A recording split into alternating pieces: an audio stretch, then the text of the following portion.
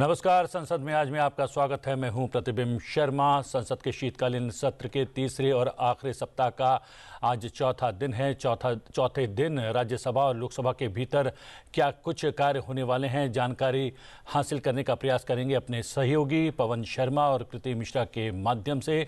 साथ ही साथ हमारे साथ तीन विशेषज्ञ मेहमान स्टूडियो में मौजूद हैं। संजय सेठ हैं, राज्यसभा सांसद, आपका स्वागत है संजय जी। कालीचरण सिंह हैं, लोकसभा से सांसद, आपका भी स्वागत है। और वरिष्ठ पत्रकार सचिन बदुलिया भी हमारे साथ उपस्थित हैं, आपका भी बहुत बहुत स्वागत है। जी हां, आज के सूचीबद्ध कार्यों पर पहले नजर डाल लेते हैं ग्राफिक के माध्यम से। लोकसभा की बात करें तो लोकसभा में आज ग्रामीण विकास मंत्री शिवराज सिंह चौहान विकसित भारत रोजगार और आजीविका के लिए गारंटी मिशन ग्रामीण VBG रामजी विकसित भारत जी रामजी विधेयक 2025 पर हुई चर्चा का जवाब देंगे और इसे पारित किए जाने के लिए प्रस्तावित करेंगे। देर रात तक चली लोकसभा में इस बिल पर चर्चा। सभी दलों के 98 सदस्यों ने इसमें अपने विचार रखे। इसके अलावा दिल्ली में वायु प्रदूषण का मामला भी आज लोकसभा में उठाया जाएगा। नियम 193 के तहत राष्ट्रीय राजधानी क्षेत्र में वायु प्रदूषण से जुड़े मुद्दे पर चर्चा की जाएगी। संसद का नियम 193 अविलंबनीय लोक महत्व के मामलों पर चर्चा की अनुमति देता है, जिसमें कोई औपचारिक प्रस्ताव नहीं होता है, इसलिए चर्चा के बाद मतदान नहीं होता, जिससे सदस्यों को तुरंत महत्वपूर्ण मुद्दों पर अपनी चिंता व्यक्त करने का अवसर मिलता है। इसमें केवल सूचित सदस्यों को बोलने की अनुमति होती है और अंत में संबंधित मंत्री संक्षिप्त जवाब देते हैं। वहीं राज्यसभा में परमाणु ऊर्जा विभाग में राज्य मंत्री डॉक्टर जितेंद्र सिंह भारत के रूपांतरण के लिए नाभिकीय ऊर्जा का संधारणीय दोहन और अभिवर्धन विधेयक 2025 को लोकसभा से पारित रूप में विचार तथा पारित किए जाने के लिए प्रस्तावित करेंगे। सीधा रुख करेंगे अपने सहयोगी पवन शर्मा का। पवन, ग्राफिक के माध्यम से हमने मोटी मोटी जानकारी दे दी है कि दोनों सदनों के भीतर आज क्या कुछ होने वाला है, क्या है विस्तृत जानकारी?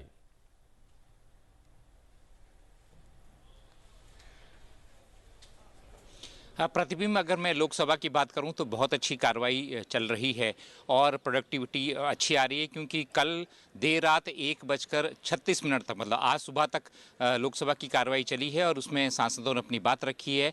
जैसा आपने बताया कि लगभग 100 के करीब जो सांसद थे उन्होंने अपनी बात रखी।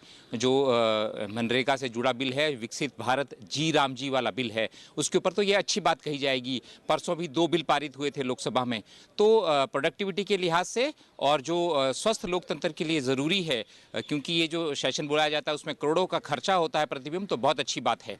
पर अगर मैं आज के लिस्टेड बिजनेस की बात करूं प्रतिबिंब, तो प्रश्नकाल से शुरुआत होती है लोकसभा में। उससे पहले आज 4 दिवंगत सांसदों को जो है वो ऑबिचुरी दी जाएगी, उनको दिवंगत श्रद्धांजलि दी जाएगी लोकसभा के द्वारा। उसके बाद प्रश्नकाल में बहुत महत्वपूर्ण प्रश्न है और आज जो प्रश्न सूची है उसमें सबसे ज़्यादा प्रश्न रोड से, ट्रांसपोर्ट से और हाईवे से जुड़े हुए हैं। 5 प्रश्न हैं। उसके साथ ही सिविल एविएशन, जो हवाई यात्रा जिससे संबंध जो मंत्रालय है उससे जुड़े 5 प्रश्न हैं। फूड प्रोसेसिंग मंत्रालय से जुड़े 3 प्रश्न हैं। जल शक्ति, हाउसिंग एंड अर्बन अफेयर्स और ट्राइबल अफेयर्स, इससे जुड़े 2-2 प्रश्न हैं। ये सीधे ऐसे मंत्रालय हैं जो आम जनता से जुड़ते हैं भारत के। प्रश्नों की बात करूं तो एक बहुत इंपॉर्टेंट प्रश्न है, रीबिडिंग ऑफ RCS रूट्स।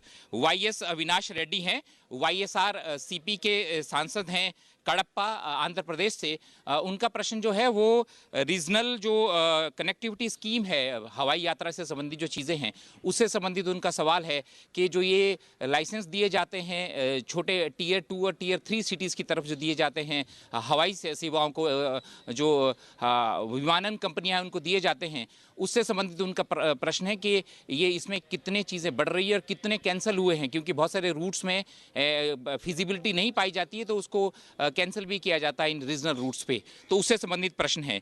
इसके अलावा maintenance and operations of NH9 कुमारी शैलजा हैं, हिसार से सांसद हैं कांग्रेस की, हरियाणा से, उनका प्रश्न है कि जो NH9 है हिसार और डबवाली के बीच में जो 150 किलोमीटर का जो रूट है, जो नेशनल हाईवे है, उससे संबंधित उनका प्रश्न है कि वहाँ जो बिडिंग हुई है वो प्राइवेट प्लेयर को दी गई है या सरकार जो है उसको जो करेगी, सरकारी जो कोई जो विभाग है वो उसको करेगा, उस बारे में वो स्पष्टीकरण मांग रही हैं।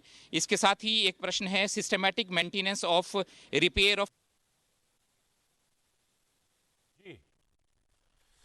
जी हाँ, हमारे सहयोगी पवन जानकारी दे रहे थे और इस जानकारी को और विस्तार देने का प्रयास करेंगे चर्चा के माध्यम से। अगर बात करें कालीचरण जी, 2 बजे तक सदन की कार्रवाई चली, लगभग 100 सदस्यों ने अपनी बातें इसमें रखी। विपक्ष का जो बड़ी आपत्ति है वो इसके नाम को लेकर है। नाम ज़्यादा महत्वपूर्ण होता है कालीचरण जी, या फिर उससे कितने लोगों को लाभ हो रहा है, वो कितना लाभप्रद है विधेयक, वो महत्वपूर्ण होता है? देखिए, जो वो बेकार की ये हल्ला मचाने का सवाल है, काम की आवश्यकता और नाम कहाँ बदलने में और या नाम को नया करने से कहाँ आपत्ति का प्रश्न उठता है। 2-3 बातें हैं जी। पहले के जो प्रारूप थे और वर्तमान के जो प्रारूप हैं, पहले 100 दिन कार्य होते थे जी।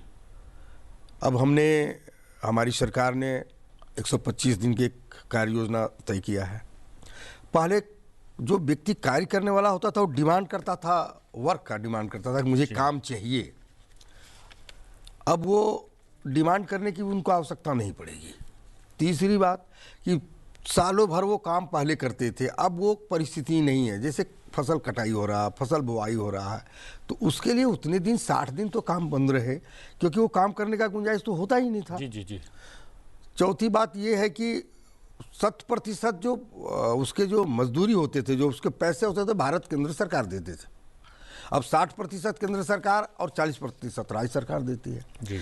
तो होता ये था कि इसमें बहुत से बार्गेनिंग का गुंजाइश पहले होता था। केवल गड्ढे खोदने की केवल चिंता लोगों को रहती थी, होता था नहीं तो हमेशा सभी राज्यों से सवाल उठता था कि मनरेगा में लूट हो रहा है।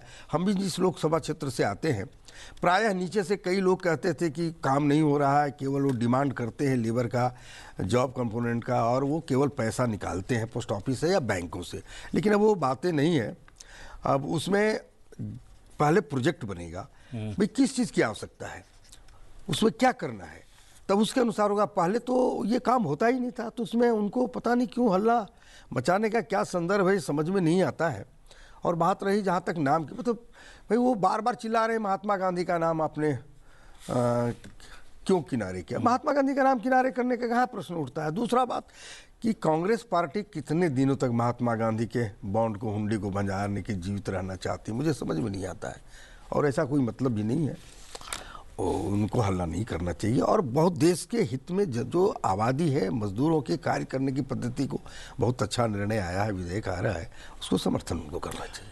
आप तो जो है लंबे समय से सचिन जी सदन की कार्रवाई कवर कर रहे हैं। बहुत ही कम ऐसे अवसर आते हैं जब रात के 2-2 बजे तक सदन की कार्रवाई चले और 100 के करीब जो हैं सांसद उसमें अपने विचारों को समाहित करें। कितना महत्वपूर्ण था ये विधेयक कि इतनी लंबी चर्चा हो गई? देखिए, भारत का जो पूरा स्वरूप है, इसमें लगभग 70% से अधिक आबादी गांवों में ही बसती है। जी जी।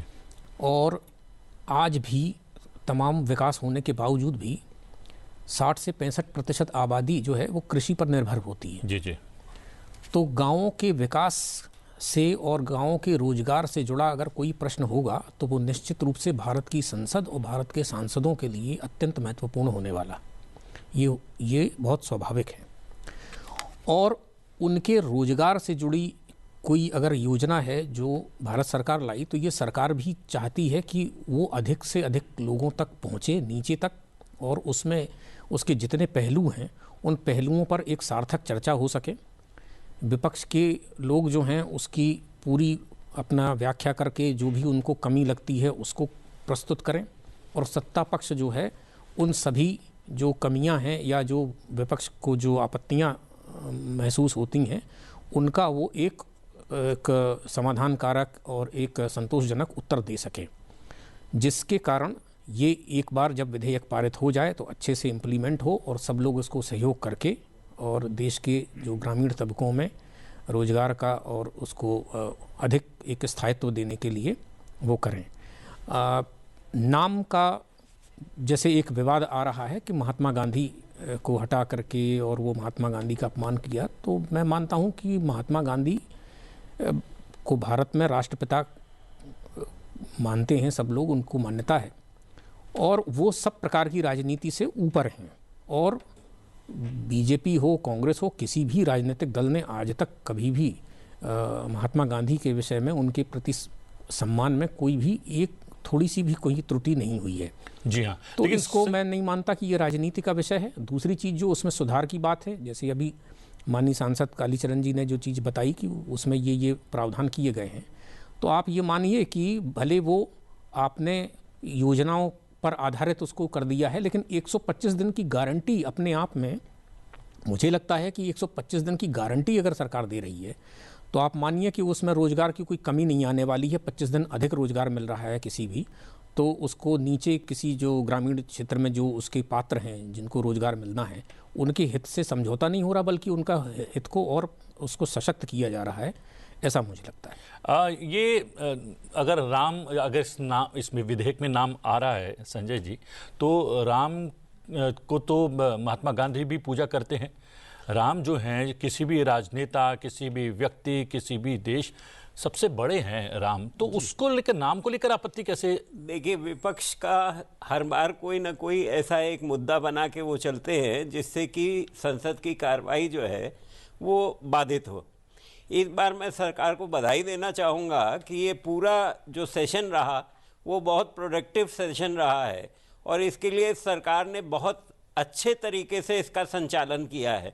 और उसी के क्रम में ये विधेयक जो आया है, इसको हम लोगों ने लोकसभा से तो पास कर ही दिया है, अब हमारे राज्यसभा में भी ये आएगा। राम की, जहाँ तक राम जी की भूमिका है, वो तो हम लोगों के सबसे बड़े श्रेष्ठ भगवान हैं, उनसे बड़ा तो कोई नहीं है। और जहाँ तक महात्मा गांधी जी का सवाल है, हम लोगों के लिए वो पूज्य हैं। उन्हीं की वजह से आज हम लोग स्वतंत्रता के ये आज़ादी को महसूस कर रहे हैं।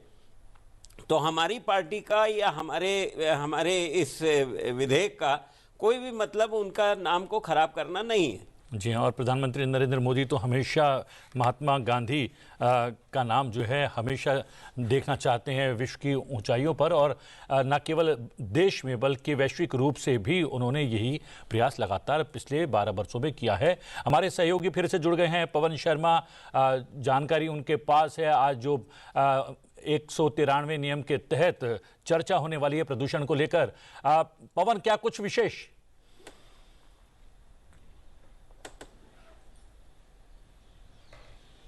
प्रतिबिंब, जैसा कहा कि जो बिल है, आप जहां चर्चा हो रही है स्टूडियो में, ये जो वीबी जी राम जी से लेकर है, उसके ऊपर जवाब होना है। केंद्रीय ग्रामीण विकास मंत्री शिवराज सिंह चौहान का, वो अपनी बात रखेंगे।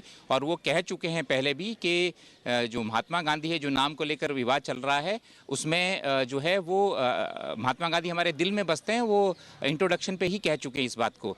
और जो राम राज्य की स्थापना की बात महात्मा गांधी करते थे, उसी की तरफ ये जो बिल है, तो उस पे ऊपर जवाब होगा। और उसके बाद जो महत्वपूर्ण चीज़ है प्रतिबिंब, जिसकी मांग विपक्ष की तरफ से लगातार बढ़ रही थी, और बाद में जो सत्ताधारी जो सांसद है वो भी बात कह रहे थे, दिल्ली पे वायु प्रदूषण जो हो रहा है उससे संबंध में चर्चा आज होगी। नियम 193 के अंतर्गत हम सभी जानते हैं कि लोकसभा में जब 193 के तहत चर्चा होती तो उसमें वोटिंग का कोई प्रावधान नहीं होता, तो ये शॉर्ट ड्यूरेशन चर्चा होती है जिसपे कि सांसद अपनी बात रखेंगे और इसके ऊपर जवाब भी होगा। प्रतिबिंब, आज ही पर्यावरण मंत्री भूपेंद्र यादव जो है इसका जवाब भी देंगे इस चर्चा का। विशेष बात यह है कि पहले ही सरकार की तरफ से कहा गया है, नियम लागू हुए हैं कि दिल्ली में जो वायु प्रदूषण का मामला है वो सामने है कि वो बढ़ रहा है। सर्दियों में ऐसी स्थिति यहाँ पे हर साल पैदा होती है, पर सरकार की तरफ से कहा गया है कि नेशनल क्लीन एयर प्रोग्राम वो चला रही है। 130 शहरों में वहाँ की हवा की जो गुणवत्ता है वो बढ़े, उसके लिए ये प्रोग्राम चल रहा है। इसके अलावा एंटी स्मोक गन भी अनिवार्य कर दिया गया है। अगर 20,000 स्क्वायर फुट से ज़्यादा का निर्माण कार्य है दिल्ली में अगर चल रहा है तो उसके लिए एंटी स्मोक गन अनिवार्य कर दी गई है। इसके साथ ही नो पीयूसी नो फ्यूल का भी जो नियम लागू कर दिया गया है उसमें यह है कि अगर आपका पॉल्यूशन अंडर कंट्रोल सर्टिफिकेट नहीं है गाड़ी के पास तो उसको फ्यूल ही नहीं दिया जाएगा, तो ये भी अनिवार्य कर दिया है। इसके साथ ही जो BS6 वाले जो वाहन हैं, जो स्टैंडर्ड जो है उसको जो पूरा करते हैं, उन्हीं की दिल्ली में एंट्री होगी। तो ऐसे चीज़ें जो की गई है सरकार की तरफ से ये जानकारी दी गई है। परंतु स्थिति ये है कि कई बार जो है, जैसा हमने कहा कि कई बार जो यहाँ की AQI लेवल है दिल्ली का वो बढ़ जाता है। बच्चों को स्कूलों की स्थिति उस पर चीज़ें हैं। ग्रैब 4 भी लागू कर दिया गया है। तो जितने भी नियम कानून है वो लागू कर दिए गए और उसके बाद भी जो एयर क्वालिटी है दिल्ली की वो चिंता का विषय, क्योंकि ऐसी स्थिति बीजिंग में भी थी पहले। प्रतिबिंब बीजिंग ने भी कई वर्षों में वहाँ भी बहुत सारा पोल्यूशन की स्थिति थी, पर उन्होंने नागरिक जो है इनिशिएटिव्स के थ्रू लोगों को भी इन्वॉल्व करके उसको कम किया है। तो विपक्ष का कहना है कि ऐसी ही चीज़ें जो है राजधानी दिल्ली में क्यों नहीं की जाती, क्योंकि सबसे जो प्रदूषित सिटीज़ हैं वर्ल्ड में उसमें दिल्ली का नाम आता है। तो हमारी दिल्ली को स्वस्थ करने का अभियान जो चलाया जाना चाहिए। और चर्चा के दौरान बहुत सारे समाधान उपाय भी सांसदों की तरफ से इसमें आएंगे। तो बहुत स्वस्थ चर्चा की उम्मीद है प्रतिबिंब दिल्ली के वायु प्रदूषण के संदर्भ में लोकसभा में आज। जी हाँ, बारीकी से जानकारी देने के लिए बहुत बहुत धन्यवाद। पवन हमारे सहयोगी बता रहे थे, एक तो आज जो जिस विधेयक पर रात 2 बजे तक चर्चा हुई है उसका जवाब देंगे, और दूसरा जो है, वैसे तो प्रदूषण वैश्विक बीमारी बन गया है लेकिन राजधानी दिल्ली को ज़्यादा ही परेशान कर रहा है, उस पर भी आज चर्चा होने वाली है। कितनी महत्वपूर्ण होती है ऐसे विषयों पर चर्चा, कालीचरण जी? स्वाभाविक है, किसी भी मानव जीवन के लिए पर्यावरण का जो परिस्थिति है वो बहुत आवश्यक चीज़ है, मानव जीवन का एक पॉइंट है। तो चर्चा होना अच्छा है। लेकिन एक बात मैं जो अभी कह रहे थे, दिल्ली में कुछ कमी आई है, हर तुलना में कुछ कमी आई है, क्योंकि दिल्ली की जो परिस्थिति है उसमें BS4, BS5 और 3 की जो गाड़ियां हैं उनको लगभग बैन की ओर है, और BS6 जो प्रदूषण मुक्त जो उसका स्टैंडर्ड है, उसके जो प्रामाणिकता जो अहर्ता रखते हैं, उन्हीं गाड़ियों को चलने का किया गया है और किया जा रहा है। तो मुझे लगता है कि आने वाला समय में ठीक होगा और प्रदूषण में बहुत जो दुराव है वो बहुत कमी आएगा और ठीक ठाक वातावरण होगा, जो मुझे लगता है। ये सरकार बार बार ये कह भी रही है सचिन जी कि वो पहले से ही प्रदूषण से लड़ रही है और प्रदूषण को कैसे कम किया जाए, ख़त्म किया जाए उसका प्रयास कर रही है, जिसमें नेशनल ग्रीन जो है एयर प्रोग्राम अलग अलग शहरों में चलाया जा रहा है। और दिल्ली के संदर्भ में भी जो है बहुत सारे निर्णय लिए गए हैं, कदम उठाए गए हैं। लेकिन जो विशेषज्ञ हैं, मौसम के जानकार हैं और भौगोलिक परिस्थितियों और स्थितियों के जो जानकार हैं, उनका ये कहना है कि जो दिल्ली की भौगोलिक स्थिति है वो कटोरी नुमा है। तो यहाँ की वायु जो है यहीं पर घूम जाया करती है, वो बह नहीं पाती है। वो एक बहुत बड़ा कारण है और उसका निवारण करना एक बहुत कह सकते हैं कि एक टेढ़ी खीर है। दरअसल हिमालय पर्वत एक तरफ और अरावली दूसरी तरफ जी, उसके बीच में वो ये बात बिल्कुल सही है कि उसमें कटोरे जैसी स्थिति बन जाती है जाकर के, और वहाँ पर जब हवा नहीं चलती है तो फिर वो होता है। और दूसरी चीज़ कि मौसम के कारण से जो हवा है वो भारी होकर के नीचे रहती है, ऊपर नहीं जाती। तो डस्ट पार्टिकल्स जो हैं, जो आमतौर पर गर्मी का मौसम होता है या जो कम ठंड का मौसम होता है उसमें हवा में जो बह जाते हैं, वो नहीं हो पाता है। उस कारण से यहाँ पर सब एकदम कंडेंस हो जाने लगता है सब तरफ से, और उसके कारण से एक स्मॉग क्रिएट हो जाता है, और वो स्मॉग जो है वो वातावरण में बढ़ता है, उससे एयर क्वालिटी इंडेक्स खराब होता चला जाता है। आज जो सुबह का इंडेक्स आया है लगभग 360 से लेकर के 375, 390 तक का था, लेकिन बाहर की तरफ अगर शहर के जो महानगर के बाहर के छोरों पर देखेंगे तो वहाँ पर ये ज़्यादा था।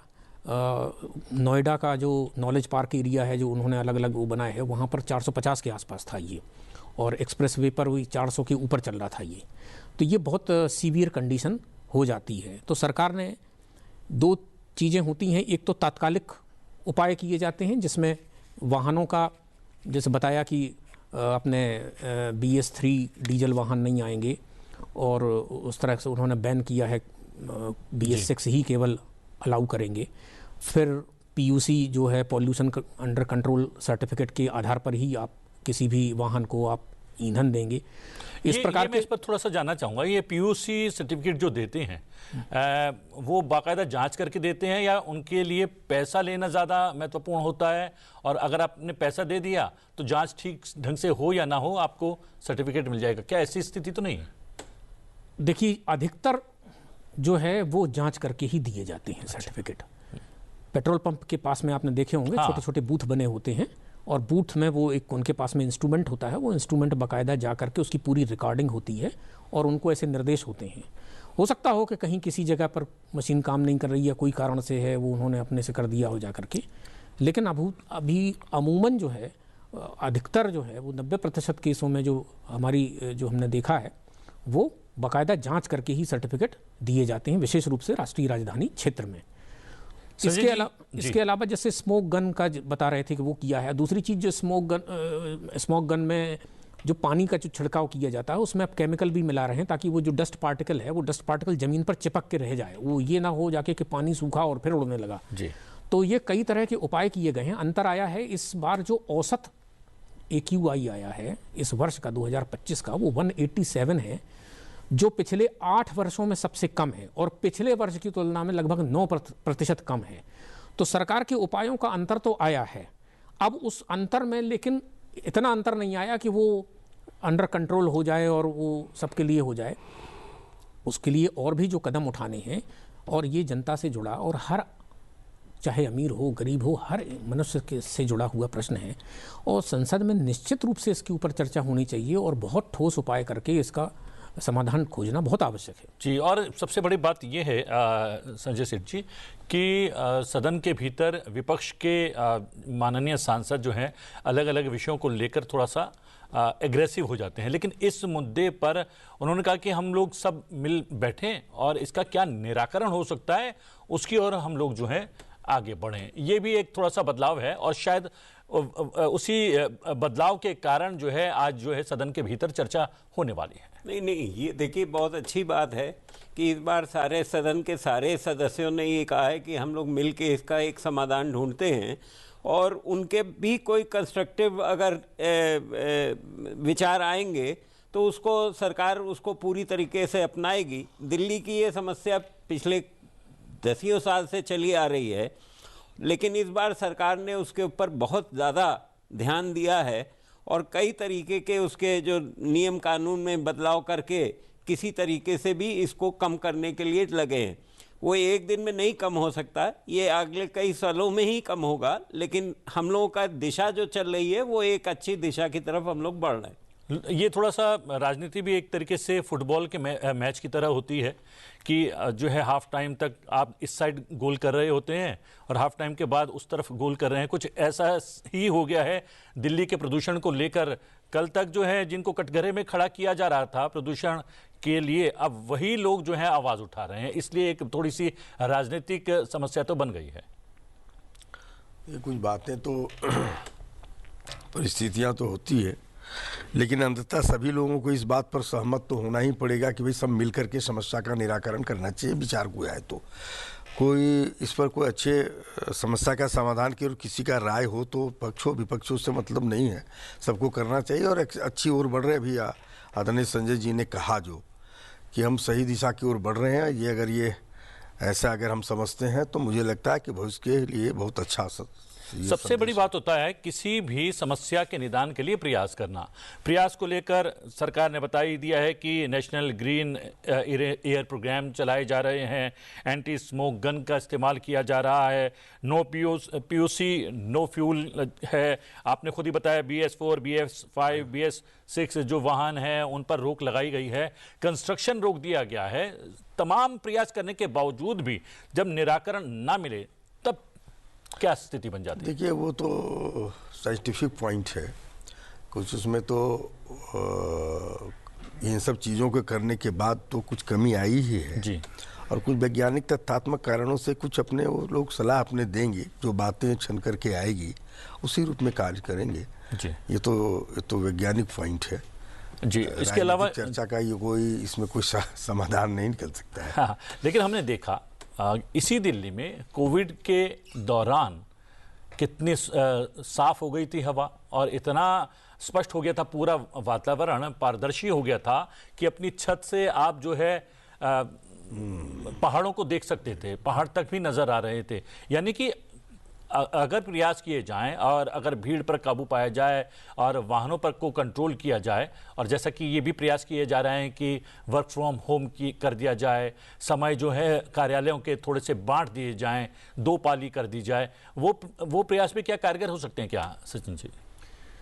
प्रयास कारगर हो सकते हैं। मुख्य बात क्या है कि सड़क से वाहनों का बोझ किस प्रकार से कम हो। तो आप ये देखिए कि बीते लगभग आप 30 साल मानिए, 30 साल में जो मेट्रो का जाल बिछाया गया है दिल्ली में, और जो यात्रियों की संख्या जिस तेज़ी के साथ में बढ़ी है, कल्पना करिए कि अगर वो ना होता तो ये सारे के सारे लोग सड़क पर ही होते, और सड़क पर होने के कारण से इसमें चौक स्थिति बन जाती, कोई मूवमेंट ही नहीं आगे हो पाता। तो एक बहुत बड़ा काम ये शुरुआत हुई अटल बिहारी वाजपेयी जी के समय में, और इसके बाद में दिल्ली में शीला दीक्षित जी ने भी जो रोड का और उसका जो इंफ्रास्ट्रक्चर को सुधारा, फ्लाईओवर वगैरह, उससे बहुत राहत मिली। लेकिन वो आबादी का दबाव तो लगातार बढ़ता ही चला जा रहा है। दिल्ली में अगर आप देखेंगे तो इस समय मतलब लोगों की सहूलियत अवश्य है, लेकिन ओला, ऊबर और जो ये टैक्सियां हैं, अगर आप इनकी गिनती अगर देखें तो प्राइवेट कारों की तुलना में अगर आप पाएंगे यहाँ पर कुल अगर वाहनों का अगर आप अनुपात निकालेंगे तो 60% वाहन आपको यही टैक्सियाँ मिलेंगी और 40% केवल वो हैं। तो ये भी एक वो है कि हमको पब्लिक का जो एक ग्रीन ट्रांसपोर्ट सिस्टम है, देखिए दिल्ली सरकार में भी बदल के उन्होंने ईवी लेकर के आ रहे हैं, वो बसें जो हैं वो इलेक्ट्रॉनिक वाली बसें लेकर के आए हैं। तो देखिए चरणबद्ध तरीके से काम तो होता ही चला जा रहा है। एक यहाँ एक बड़ी महत्वपूर्ण, एक बड़ी दिलचस्प एक पहल हुई है, जापान का एक मॉडल अपना करके एक मियावाकी फॉरेस्ट बनाने का एक मॉडल, वो भी है कई जगह पर इम्प्लीमेंट किया जा रहा है, जिसमें 1 वर्ग मीटर में 3, 4, 5 पौधे लगा देते हैं, वो अलग अलग साइज़ के होते हैं, और उससे एक सघन वन प्रणाली जिसको वो हर लेवल पर झाड़ी से लेकर के और अलग अलग ऊंचाइयों के पेड़ इकट्ठे एक ही जगह पर हो जाते हैं, तो पूरा वो प्रदूषण को रोकने के लिए बड़ा प्रभावी मॉडल एक माना जाता है। उसको दिल्ली में अपनाया गया है और उसको अनेक जगह पर छोटे जगहों पर पार्कों में बनाया जा रहा है। रिज क्षेत्र जो है उनको संरक्षण देने का काम और सघन बनाया जा रहा है। तो ये सब चीज़ें जो लॉन्ग टर्म इम्पैक्ट डालने वाली हैं, तो सरकार शॉर्ट टर्म और लॉन्ग टर्म दोनों स्तर पर कार्रवाई कर रही है। आपने देखा होगा मेट्रो के खम्भों पर छोटे वो प्लांट्स वो लगा दिए जाते हैं, गमले जैसे छोटे से, वो डस्ट को रोक पाते हैं, वो ऑक्सीजन नहीं जनरेट कर पा रहे हैं। लेकिन वो मियावाकी जंगल वाला जो प्रोजेक्ट है उसमें तो ऑक्सीजन के लिए भी बहुत वो हो रहा है, डस्ट को भी कंट्रोल कर रहा है। लेकिन इस पे भी हम ये देख रहे हैं कि ग्रेटर नोएडा शायद एनसीआर रीजन का सबसे ग्रीन एरिया है, वहाँ पर AQI लेवल सबसे खतरनाक स्थिति में है। ऐसा क्यों है? अगर ग्रीनरी और पेड़ पौधे, खुला एरिया है, वो ग्रीनरी तो है वहाँ पर, अभी उतना डेवलपमेंट, वहाँ इतना इंफ्रास्ट्रक्चर अभी बना नहीं है, वो बन रहा है, अभी वहाँ पर निर्माण का कार्य बहुत चल रहा है। आप ये भी देखिए, तो वो जो धूल उड़ रही है निर्माण कार्य से, उसके कारण से वहाँ पर वो है, उसके कारण वो ये शायद मुझे लग रहा है निर्माण कार्य जो है ना वो सबसे ज्यादा जो है। और आप देखिए जेवर का एयरपोर्ट बन रहा है, तो आप पूरे आप एक्सप्रेसवे, यमुना एक्सप्रेसवे पे आप देखेंगे जाकर के, तो वह धूल का उसके कारण से वहाँ पर पोल्यूशन है, दूसरे कारण से नहीं है। लेकिन आप एक बहुत महत्वपूर्ण चीज़ बता रहा हूँ जो शायद दुनिया के किसी देश में हो, जो हमारा दिल्ली है राष्ट्रीय राजधानी, उसका जो ये लुटियंस जोन वाला जो एरिया जिसको हम बोलते हैं, इसमें जितने अधिक हरियाली और जितने पेड़ लगे हैं, अगर आप उसका अनुपात देखें तो कम शहरों में होगा ऐसा जी दुनिया में, और वो बहुत वो है। लेकिन सबसे बड़ा नुकसान क्या हुआ कि मेट्रो के निर्माण जब हुआ था यहाँ पर, तो बहुत सारे पेड़ कटे हैं। एक अध्ययन अभी हम देख रहे थे कि लगभग 50 से 60 हज़ार पेड़ काट दिए गए थे मेट्रो के निर्माण के कारण से। तो वो एक इम्पैक्ट तो डालते हैं। अब उसमें ये है कि भाई एक पेड़ कटेगा तो हम 10 पेड़ लगाएंगे, लेकिन 10 पेड़ आप कहाँ लगाएंगे, जगह कहाँ है आपके पास में, और वो कैसे पेड़ होंगे, उसका जब वो विकसित हो जाएंगे तो उनका क्या होगा। तो ये कई तरह के सवाल हैं, कई तरह के जटिल प्रश्न हैं। प्रश्न पर इसको संसद में जब इस पर चर्चा हो, बहस हो, तो इन सभी विषयों पर अच्छी तरह से कोई अगर निकल करके आएगा मुझे लगता है कि ये बहुत महत्वपूर्ण और उसमें कोई बड़ी ठोस परिणाम कुछ न कुछ निकल। जी हाँ, चर्चा का लाभ तभी है जब कोई निराकरण सामने आए, और हम नियम 193 के तहत क्यों चर्चा की जा रही है उस पर भी बात करेंगे। नव विक्रम हमारे सहयोगी हमारे साथ जुड़े हुए हैं। राज्यसभा के भीतर क्या कुछ आज विशेष रहने वाला है? नव विक्रम, आज जब खासी ठंडी है दिल्ली में, और आज जो है एक बहुत ही महत्वपूर्ण विधेयक उस पर चर्चा होनी है राज्यसभा में, इसके अलावा क्या कुछ विशेष रहने वाला है?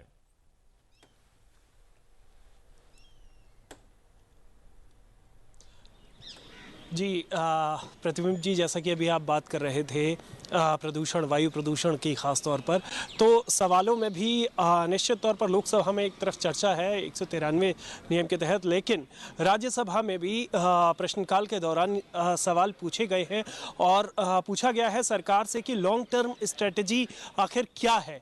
इसके अलावा नेशनल ग्रीन मिशन से जुड़े हुए सवाल भी हैं, जो स्मारकें हैं उनसे संबंधित सवाल है, उनके संरक्षण को लेकर सरकार क्या उपाय कर रही है, प्राइवेट प्लेयर्स उसमें जो जुड़ रहे हैं। तो सरकार से प्रश्नकाल के माध्यम से जो सांसद हैं वो कई अहम सवाल पूछ रहे हैं, लेकिन मैं आपको बताना चाहूँगा आज एक बेहद महत्वपूर्ण विधेयक जो सदन में चर्चा के लिए आएगा, जो नाभिकीय ऊर्जा से जुड़ा हुआ विधेयक है, जिसे शांति विधेयक कहा जा रहा है। ये अपने आप में बहुत महत्वपूर्ण है प्रतिबिंब, क्योंकि अगर हम देखें तो इस न्यूक्लियर एनर्जी के सेक्टर को इस पर काम करने के लिए देश में दो कानून हैं, एक 1962 का कानून था, एक 2010 का कानून था, लेकिन एक तरह से 2014 के तक हम देखें करीब 4.4 गीगावाट न्यूक्लियर एनर्जी हम पैदा कर पा रहे थे, लेकिन पिछले एक पूरे दशक में इस दिशा में कई कदम उठाए गए। जो बजट है उसे दोगुने से ज़्यादा किया गया। 2014 के मुकाबले अगर हम देखें करीब 13,800 करोड़ का बजट था, जो कि अब 30,000 से ज़्यादा हो गया है, 30,000 करोड़ से ज़्यादा का बजट हो गया है। 2015 आपको प्रतिबिंब याद होगा जब जॉइंट वेंचर के लिए खोला गया था ये न्यूक्लियर एनर्जी सेक्टर, लेकिन जो ग्लोबल स्ट्रेटजी है और जो वैश्विक परिदृश्य के लिहाज से आज भी हमारा जो एक तरह से न्यूक्लियर सेक्टर है वो साइलोज में है, और उसे प्राइवेट प्लेयर्स के लिए खोलने की कोशिश ये विधेयक के ज़रिए की गई है। और इस विधेयक में सबसे ख़ास बात यह है क्योंकि अगर हम दूसरे देशों से तुलना करें प्रतिबिंब, अमेरिका में करीब 100% के करीब जो न्यूक्लियर एनर्जी है वो उसका उत्पादन करीब 100 गीगावाट हो चुका है। चाइना में ये 55 गीगावाट है, लेकिन भारत में अभी तक हम तमाम प्रयासों के बावजूद 2014 के मुकाबले हमने दोगुना किया है 8.8, लेकिन 2047 का प्रतिबिंब जो हमारा लक्ष्य है 100 गीगावाट का, उसे पाने के लिए हमें एक नए कानून की ज़रूरत थी, और वो कानून हम आज राज्यसभा में देख रहे हैं। अगर ये राज्यसभा में पारित होता है तो विधेयक, तो बेहद महत्वपूर्ण ये पहल होगी नाभिकीय ऊर्जा के क्षेत्र में, और हम उस जो वैश्विक परिदृश्य में ग्लोबल जो स्ट्रेटजी है उसको अलाइन कर पाएंगे। तो निश्चित तौर पर ये विधेयक बेहद महत्वपूर्ण है। जी प्रतिबिंब। जी हाँ, और आपने बताया कि प्रदूषण का विषय जो है प्रश्नकाल के माध्यम से भी अलग अलग सांसदों के द्वारा पूछे गए प्रश्नों में भी समाहित है। आपने जानकारी दी और बहुत ही विस्तार से बताया इस विधेयक के बारे में। बहुत बहुत धन्यवाद नविक्रम हमारे सहयोगी बता रहे थे।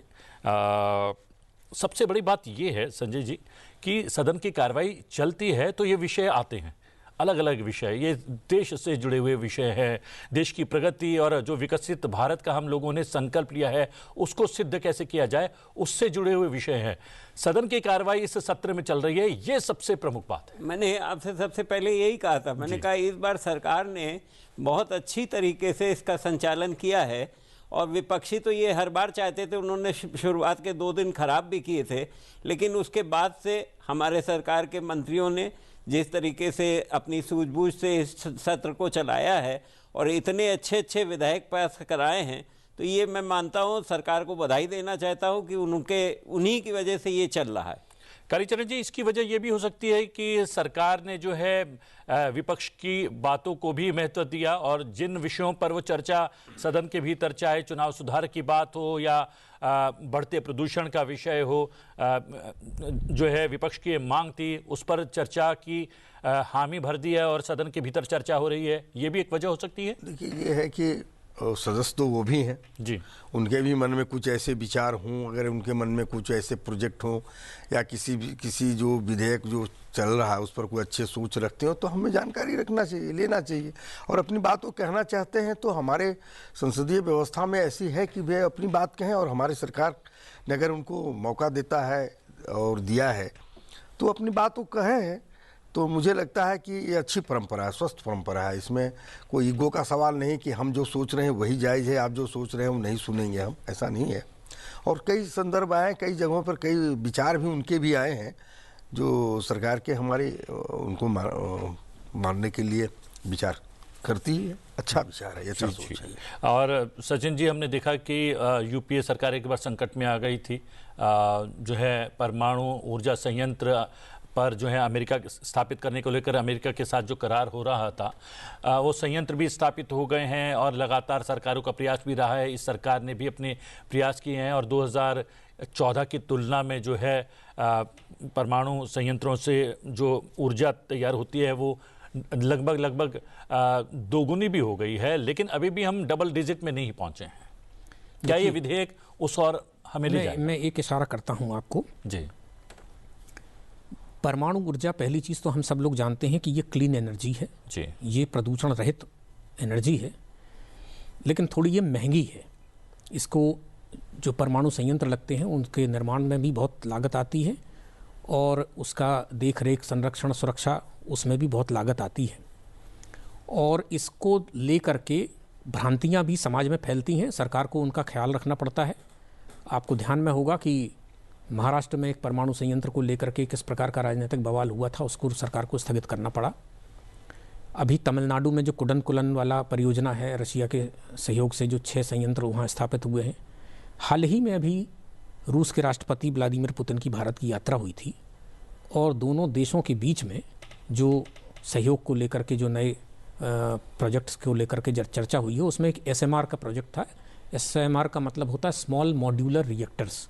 वो छोटे संयंत्र होते हैं जिनको बनाने में लागत भी कम आती है और जिनसे आप एक छोटे एरिया के लिए उस तरह से आप परमाणु अगर संयंत्र बना करके करेंगे तो उसको बनाना, उसका संरक्षण, सुरक्षा वो कंपैरेटिवली आसान होता है। अब जब भारत ने जो 2047 का जो लक्ष्य रखा है वो जो वर्तमान में अभी व्यवस्था है और अभी न्यूक्लियर जो रिएक्टर्स बने हुए हैं उस तरह की अगर बनाएंगे तो एक तो बनाने में बहुत वर्ष लग जाते हैं, फिर उससे उस तरह से कैपेसिटी अगर अर्जित हो पा रही है नहीं हो पा रही है वो दूसरा विषय एक हो जाता है। तो SMR एक ऐसी तकनीक है जिसको आप बहुत जल्दी इम्प्लीमेंट भी कर लेंगे और अनेक जगहों पर अगर छोटे छोटे SMR अगर स्थापित करके आपने किया तो वो बहुत जल्दी उससे आप अपने लक्ष्य को, अगर 100 गीगावाट का है नहीं है तो कम से कम आप इसको अभी इतने वर्षों में अगर आपको दुगना किया है तो आप कम से कम इसको और कई गुना ले जाएंगे। आप 30-35 गीगावाट तक तो कम से कम आप ले ही जा पाएंगे। ये एक बड़ा अंतर उसमें आएगा। उसमें जो खर्च है और छोटे रिएक्टर बनाने का एक ये भी है कि उसमें जो छोटे प्राइवेट प्लेयर्स हैं वो बहुत उतना बड़ा ह्यूज इन्वेस्टमेंट उनके लिए भी मुश्किल होगा जी। तो वो SMR के लिए उनका जो लेना आसान होगा।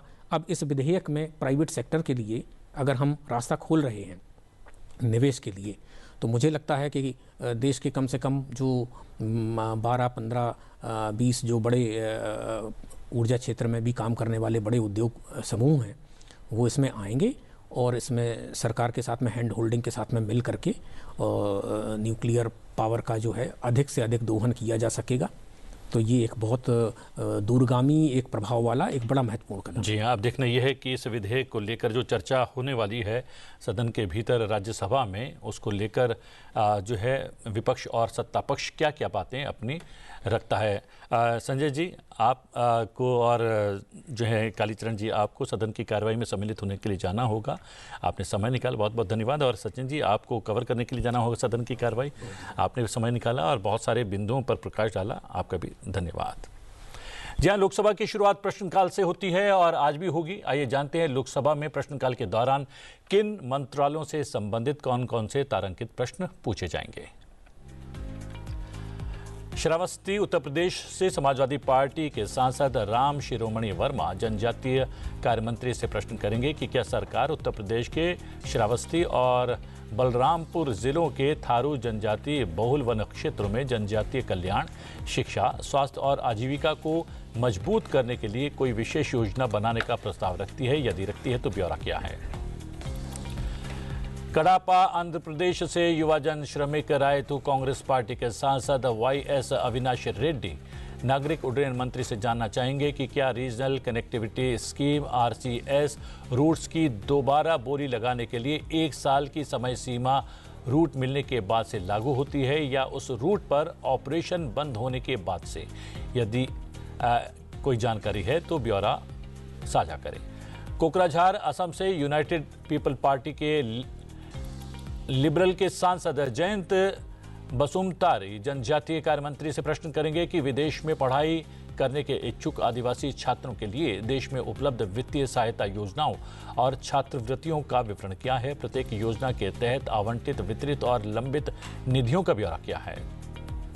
सिरसा हरियाणा से भारतीय राष्ट्रीय कांग्रेस की सांसद कुमारी शैलजा सड़क परिवहन और राजमार्ग मंत्री से जानना चाहेंगी कि क्या नेशनल हाईवे नंबर 9 हिसार से डबवाली लगभग 150 किलोमीटर का रखरखाव और संचालन किसी प्राइवेट कंपनी को सौंपा गया है या इसका प्रबंधन सीधे national highway authority of India द्वारा किया जा रहा है।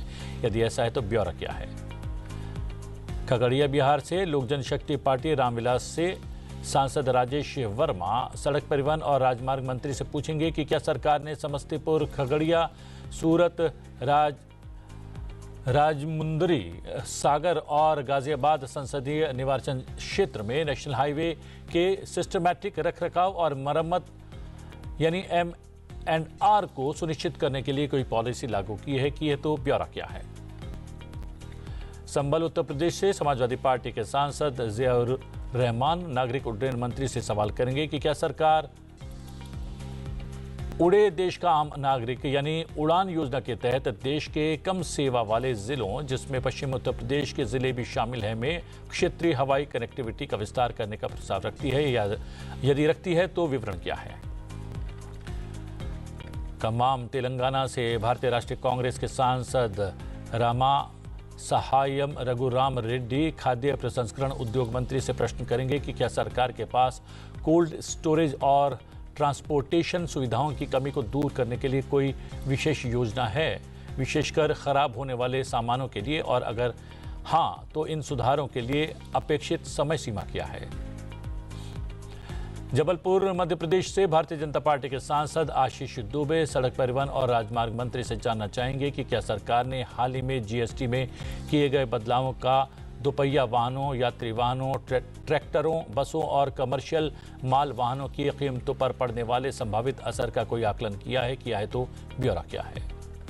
जौनपुर उत्तर प्रदेश से समाजवादी पार्टी के सांसद बाबू सिंह कुशवाहा आवासन और शहरी कार्य मंत्री से प्रश्न करेंगे कि क्या नल से जल योजना के तहत शहरों और कस्बों में पीने के पानी की सप्लाई उपलब्ध कराने के बावजूद ज्यादातर इलाकों में सही ड्रेनेज सिस्टम की कमी के कारण जल भराव, गंदगी और दुर्घटनाओं जैसी गंभीर समस्या हो रही हैं। यदि ऐसा है तो इसके कारण क्या हैं और इसके लिए कौन कौन से विभाग और एजेंसियां जिम्मेदार हैं।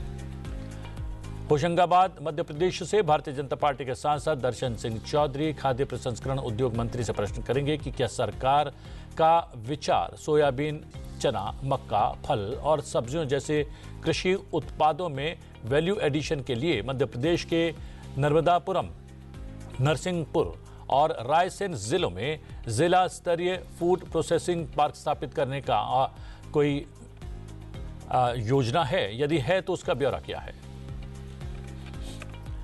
झुंझुनू राजस्थान से भारतीय राष्ट्रीय कांग्रेस के सांसद ब्रजेंद्र सिंह ओला खाद्य प्रसंस्करण उद्योग मंत्री से पूछेंगे कि क्या झुंझुनू लोकसभा क्षेत्र सहित राजस्थान में कोल्ड स्टोरेज की अपार संभावनाओं के बावजूद किसानों को आवश्यक प्रोत्साहन सुविधाएं नहीं मिल रही है। यदि ऐसा है तो क्या कारण है। नंदुरबार महाराष्ट्र से भारतीय राष्ट्रीय कांग्रेस के सांसद एडवोकेट गोवाला कागड़ा पाडवी सड़क परिवहन और राजमार्ग मंत्री से पूछेंगे कि इस बात की दृष्टिगत कि 2.20 लाख करोड़ रुपए की लागत वाली परियोजनाओं से नेशनल हाईवे नेटवर्क में 60% की वृद्धि हुई है और नेशनल हाईवे नेटवर्क बढ़कर 1.46 लाख किलोमीटर हो गया है। क्या सरकार ने मंत्री जी के इस वक्तव्य का संज्ञान लिया है कि सड़कों की गुणवत्ता से कोई समझौता नहीं किया जा सकता और राजमार्गों से संबंधित कार्यों हेतु अधिकारियों और ठेकेदारों को जिम्मेदार ठहराया जाएगा? ब्यौरा क्या है? कन्याकुमारी तमिलनाडु से भारतीय राष्ट्रीय कांग्रेस के सांसद विजय कुमार उर्फ विजय वसंत जल शक्ति मंत्री से जानना चाहेंगे कि क्या सरकार ने जल जीवन मिशन के तहत अनियमितताओं के कारण लगभग 129.27 करोड़ रुपए का जुर्माना लगाया है और उत्तर प्रदेश सहित देश के 7 राज्यों में जमीनी वेरिफिकेशन के आधार पर रिकवरी की कार्रवाई शुरू की है? यदि की है तो इसका राज्यवार और उत्तर प्रदेश के जिलावार विवरण क्या है? कटक ओडिशा से भारतीय जनता पार्टी के सांसद भर्तृहरि मेहताब नागरिक उड्डयन मंत्री से प्रश्न करेंगे कि देश में आज की तारीख तक कितने एयरपोर्ट्स पर डीजी यात्रा की सुविधाएं दी गई हैं या शुरुआत की गई है और उन एयरपोर्ट्स की सूची क्या है जहां वर्तमान में डीजी यात्रा का संस्थापन किया जा रहा है या इसे संस्थापित करने के लिए अनुमोदित किया गया है। मछलीपट्टनम आंध्र प्रदेश से जनसेवा के सांसद बालाशौरी वल्लभनेनी आवासन और शहरी कार्य मंत्री से जानना चाहेंगे कि आंध्र प्रदेश के कृष्णा जिले में 8 करोड़ रुपए की अनुमानित लागत से मछलीपट्टनम में ड्रेनेज सुविधा प्रदान करने की परियोजना का प्रस्ताव किस तारीख को दिया गया और क्या यह सच है कि यह परियोजना अभी भी चल रही है?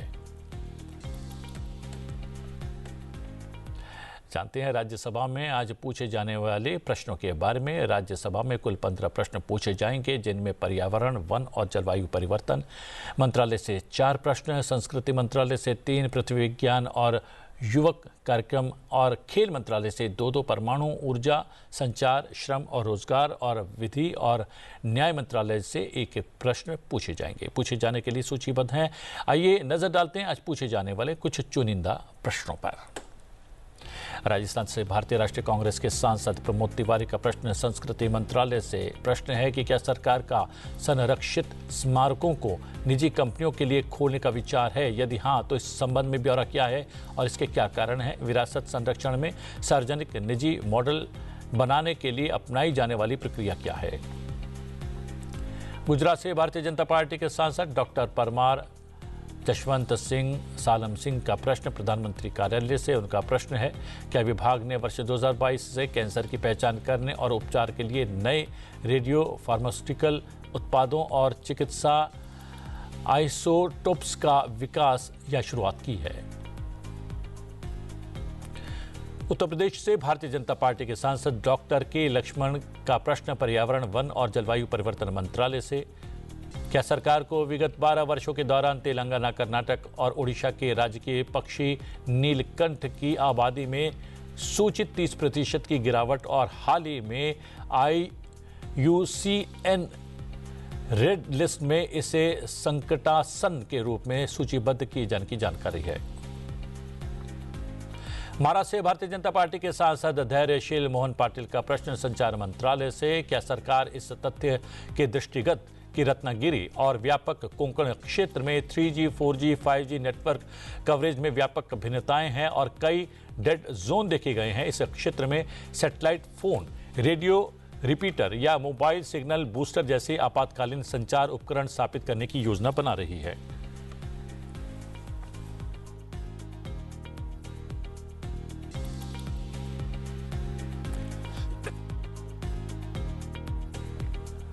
उत्तर प्रदेश से भारतीय जनता पार्टी के सांसद गीता उर्फ चंद्र प्रभा का प्रश्न विधि और न्याय मंत्रालय से। उनका प्रश्न है कि उच्चतम न्यायालय की ई समिति की हालिया समीक्षा में उल्लिखित डिजिटल रिकॉर्ड, वर्चुअल सुनवाई और केस प्रबंधन प्रणालियों सहित ई कोर्ट परियोजना के 3रे चरण के कार्यान्वयन में क्या प्रगति हुई है? दिल्ली क्षेत्र से आम आदमी पार्टी के सांसद स्वाति मालीवाल का प्रश्न श्रम और रोजगार मंत्रालय से। उनका प्रश्न है विगत 3 वर्षों के दौरान पंजीकृत भवन और अन्य निर्माण यानी BOC कर्मकारों को मॉडल कल्याण योजना के अंतर्गत प्रदान की गई पारगमन आवास, रात्रि आश्रय, मोबाइल शौचालय और शिशु गृह सुविधाओं की संख्या का राज्य, संघ राज्य, क्षेत्रवार और वर्षवार ब्यौरा किया है। ओडिशा से भारतीय जनता पार्टी के सांसद सुजीत कुमार का प्रश्न, पृथ्वी विज्ञान मंत्रालय से उनका प्रश्न है कि क्या भारत ने मध्य हिंद महासागर बेसिन में अंतर्राष्ट्रीय समुद्र तल प्राधिकरण द्वारा आवंटित 75,000 वर्ग किलोमीटर क्षेत्र में पॉली मेटेलिक नोड्यूल्स के खनन हेतु अन्वेषण कार्यकलाप आरंभ किया है? यदि ऐसा है तो इस संबंध में क्या प्रगति हुई है? तेलंगाना से भारतीय राष्ट्रीय कांग्रेस के सांसद अनिल कुमार यादव मंदादी का प्रश्न युवक कार्यक्रम और खेल मंत्रालय से। तेलंगाना राज्य सरकार की ओर से विभिन्न योजनाओं कार्यक्रमों के अंतर्गत राज्य में खेल अवसंरचना के विकास हेतु वर्ष 2022 से प्राप्त प्रस्तावों का ब्यौरा किया है। उन प्रस्तावों पर केंद्र सरकार द्वारा की गई कार्रवाई का ब्यौरा किया है। संसद में आज के लिए इतना ही। मुझे दीजिए आज्ञा, बने रही संसद टीवी के साथ, क्योंकि थोड़ी देर में हम आपको लेकर चलेंगे और राज्यसभा और लोकसभा की कार्रवाई की सीधी तस्वीर आप लोगों के साथ साझा करेंगे। नमस्कार।